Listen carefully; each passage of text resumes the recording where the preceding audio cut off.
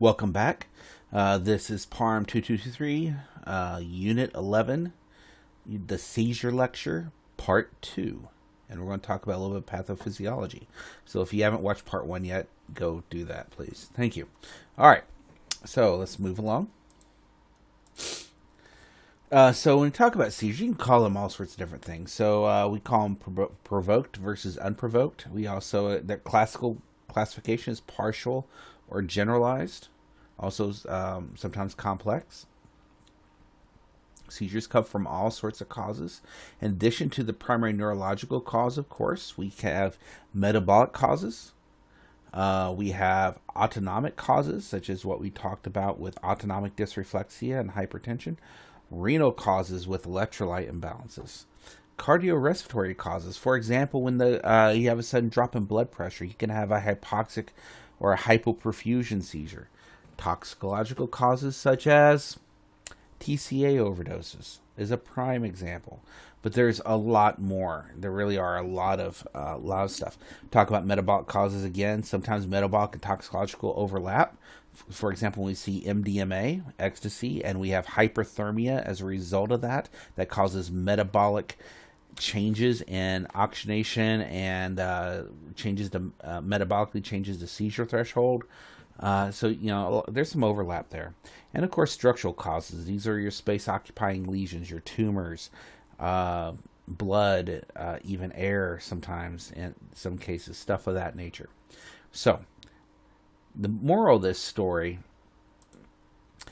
is that there's lots of things that can cause seizures, not just epilepsy. And every time, even if they have a history of a seizure disorder, whatever that may be, you still need to rule these out. And I've hammered that enough, and you think, why is Steve hammering this? That is almost 30 years of experience trying to help you last another 30 years yourself. That's why. So let's talk about febrile seizures. A febrile seizure is a seizure, or seizure-like activity, I should say, in a child caused by a spike in the blood pressure, and that spike is often from an infection of a bacterial infection or a virus. Approximately 2 to 10% will have febrile seizures by age 5. Doesn't necessarily mean that they are more likely to develop a seizure disorder later, but there appears to be a genetic influence. So if their parents had febrile seizures, they're more likely to.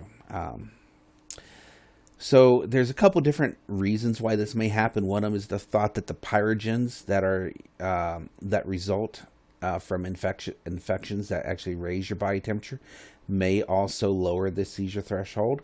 There's the thought that what we know is that for every degree above 100, your metabolic oxygen demand system-wide increases by about 10%. And I don't remember the exact number, but increases actually more in the brain. The brain is very oxygen glucose dependent. So therefore, raises in body temperature can have an adverse effect on your seizure threshold from an oxygen availability perspective. We also know that elevated temperature affects, if you go back to the oxygen desaturation hemoglobin desaturation curve, we know that that elevated body temp shifts that curve, right? And there's sometimes other factors at play as well. A good general rule is that and here's something that I like to keep in mind, is that just because a kid has a fever and a seizure doesn't mean there's not something else going on. And that something else can be abuse. But that something else can be something more than just a fever, like an earache or teething or something else. You'd hate to miss bacterial meningitis or peritonitis or really severe respiratory infection. Again, this goes back to look for reasons to transport, not for reasons not to. So, most febrile seizures occur between 6 months and 5. If it's outside this range, especially less than 6 months, or greater than 5.2, then you need to look for something else. It can happen, but it's not often. And just because they have a fever doesn't mean that it's febrile. Hyperthermia, stroke level hypothermia, technically is not febrile seizures, and obviously there's problems with that. Now, we divide febrile seizures into two types, as you see there. Simple febrile seizures, which usually last less than 15 minutes and do not reoccur in 24 hours. Now, complex febrile seizures, they are longer than 15 minutes. They recur more than once in 24 hours, or they are focal. Now, this is important. That's why I put it in red. Complex febrile seizures always need to be evaluated for more severe pathology. And it talks about meningitis, encephalitis, abscesses, and the big one, of course, is abuse. Okay, I can't stress this enough. Abuse, right? Shaken baby syndrome, closed head injury, stuff like that. Now, febrile status epilepticus, this is the same definition for status epilepticus that we see elsewhere, just has a fever. Now, sometimes this is a chicken or egg thing. Patients who are in prolonged seizure activity will become hyperthermic. So did the fever come first, or did the seizure cause the fever? Or the perception of fever, I should say. So that's stuff to keep in mind. Now, most of febrile seizures are caused by viral illnesses, right? And even sometimes herpes is a virus. Herpes simplex 6, I'm just looking at my notes here, is present about 20%. So whether that's the predominant cause or that just makes them more susceptible, we don't know. There's also some gastrointestinal viruses that are associated with febrile seizures as well, and even influenza. So there you go. And again, going back to the genetic link, we know that if a febrile seizure, if one kid has a febrile seizure, the increased risk for febrile seizure is about 10% in another sibling, and it's almost 50% if one of the parents had febrile seizures as a kid as well. So there's definitely a genetic predisposition there. So, what are the red flags? You walk in, it's 3 a.m, mom's apologetic, she thinks she overreacted, the dad's rolling his eyes, maybe there's a language barrier. At what point do you really get concerned?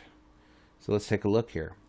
We know that from various studies that complex febrile seizures, again, complex febrile seizures are more than one in 24-hour period, lasting more than 15 minutes, so on and so forth, are ones that occur before age 1. Complex febrile seizures have more than double the mortality. The lower the age, the mortality increases. If their temperature is greater than 102, mortality increases. And if there is a very brief but rapid onset between fever and seizure, and this is going to be sometimes hard to tell because you're going to have to dig into, well, what did you give the little Bobby here? What did you give little Bobby to help manage their temperature? And did the fever just suddenly spike, or did the medicine wear off? You're going to have to dig into that. So, again, we also know that if the seizure recurred within 72 hours, technically that isn't complex, but this is a huge red flag. And this is based off of literature. This isn't just Steve Cole talking about it, which will occur in about 20% of patients. That needs evaluation because there's something else going on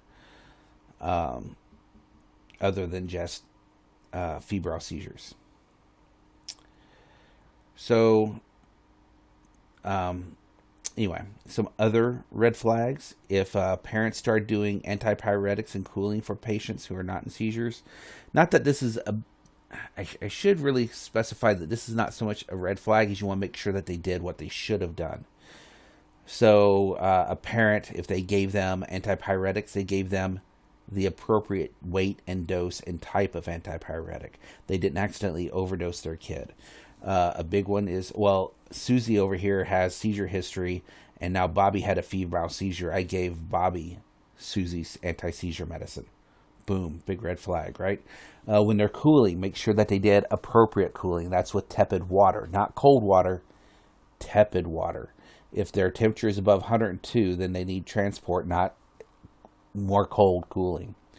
The reason why I mention this is an old remedy was alcohol baths, alcohol sponge baths to cool the kids. Now, this would work very effectively because alcohol evaporates, and evaporative cooling is an effective way to remove heat from the body, heat sink it into the air, and lower body temperature. Here's the problem. Alcohol absorbs through the skin, and it's usually a toxic alcohol like isopropyl alcohol or methyl alcohol, and you can actually have infants or kids in methaglobinemia because of parents cooling them with alcohol sponge baths, or actually have seizures because of that, or have respiratory problems because of that. So you need to dig into this. For those in seizures after 5 minutes, any seizure after 5 minutes is always a red flag. You guys got that. We talked about most of that.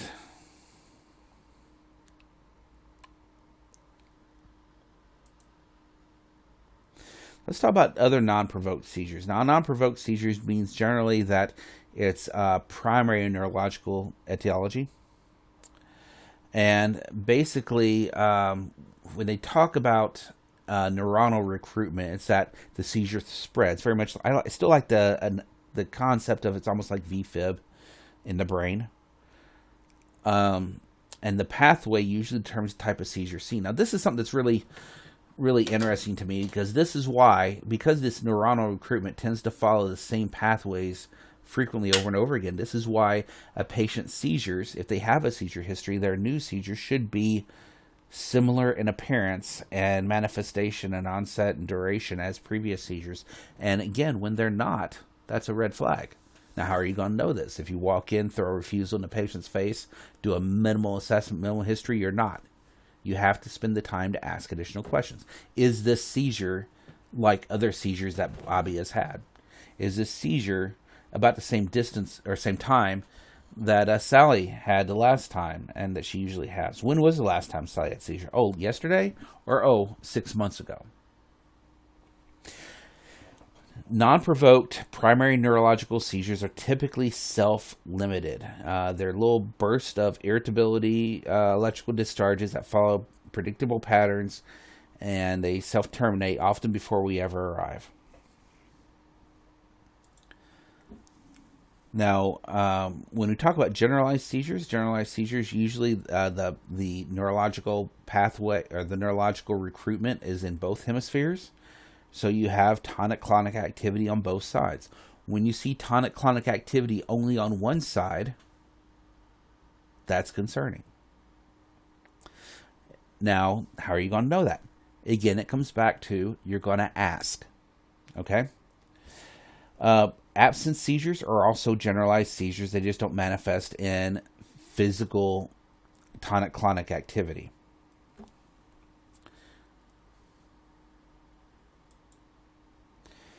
Partial seizures. Now, partial seizures usually only affect parts of the brain, not generalized or throughout the brain. And the symptoms are dependent on the anatomical location. So these can mimic strokes. They can cause speech disorders, dysphagia, aphasia, stuff of that nature.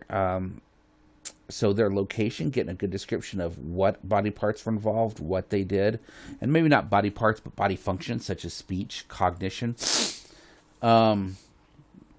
These are pretty important to find out in your history and from people who are on scene. With complex partial seizures, the difference between complex and simple is often level of consciousness. Again, symptoms are dependent on anatomical locations. With impaired consciousness, you'll often have a little bit of a post-ictal period, where with simple partial seizures, you may not. An example of a simple partial seizure is a Jacksonian seizure. And I should put that in here because you'll see that with certain kids. Now, a Jacksonian seizure is actually a simple partial seizure where the patient is fully alert. They will look at you and say, I'm about to have a seizure. And then their arm will start twitching and it'll march up their extremity until they develop full body seizures often. That's a simple partial seizure that actually evolves into complex or generalized seizures. So it's kind of a little bit of both. The idea that a patient who's in seizure cannot talk to you is not 100% accurate. So that brings us to the next part. We're going to come back and talk about management. I'm trying to keep these blocks of education a little bit shorter so it's easier to manage, and gives you a chance to get up, move around, talk, and get a drink and come back to them. So when we come back, we'll be talking about management of seizures. Thank you.